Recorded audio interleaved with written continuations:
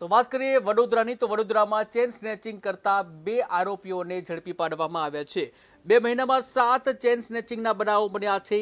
Evening વોકમાં નીકળેલ મહિલાઓને target કરવામાં આવતા હતા ત્યારે સિકલીગર ગેંગના 2 આરોપીની ધરપકડ કરવામાં આવી છે। 2 આરોપીની ધરપકડ કરવામાં આવી છે ત્યારે સયાજીપુરા પાસેથી ક્રાઇમ બ્રાન્ચે ધરપકડ કરી છે।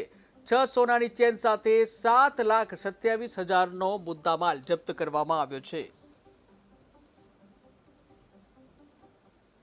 શહેરમાં જુદી જુદી જગ્યાએ ખાસ કરીને મહિલાઓ રાત્રિના 8 સાડા 8ના અરસામાં વોકિંગ માટે કે કોઈ બીજા કામ અર્થે બહાર નીકળ્યા હોય ત્યારે તેને ટાર્ગેટ બનાવીને તેના ગળામાં પહેરેલા મંગળસૂત્ર કે ચેન જૂટવી જવાના બનાવો બનેલા।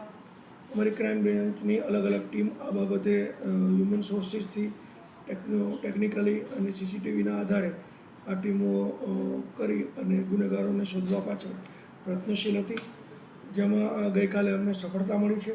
વડોદરાના જ રહેવાસી એવા એક આરોપી તારાસિંહ કલ્લુસિંહ બાવરી અને બીજા છે દિલદારસિંહ તુફાનસિંહ બાવરી, આ બંનેને અમે ઝડપી પાડ્યા છે અને તેની પાસેથી 7 ગુનાનો મુદ્દામાલ મળ્યો છે અને વડોદરા શહેરના જ 7 ચેન સ્નેચિંગના ગુના ડિટેક્ટ થાય છે। એ ગુના જોવા જઈએ તો કપુરા પોલીસ સ્ટેશનનો એક ગુનો છે, વારસિયા પોલીસ સ્ટેશનનો એક ગુનો છે, બાપોદ, કપુરા, પાણીગેટ વગેરે પોલીસ સ્ટેશનના બીજા ગુના મળીને ટોટલ 7 ગુના ડિટેક્ટ થાય છે।